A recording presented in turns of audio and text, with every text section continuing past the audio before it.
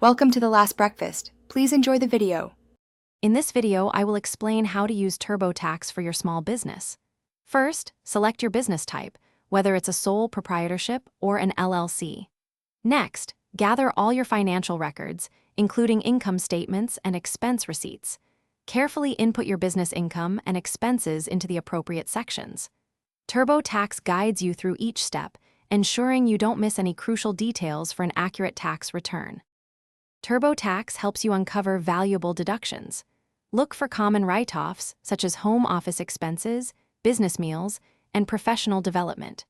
Remember to meticulously track your mileage and other vehicle-related costs, as these can significantly reduce your taxable income. The software also assists with depreciation for assets like equipment, spreading the cost over several years. This ensures you maximize every possible tax saving.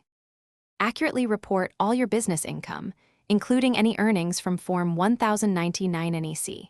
If you are a sole proprietor or have a single-member LLC, TurboTax will guide you through completing Schedule C, profit, or loss from business. This form is crucial for detailing your business's financial performance.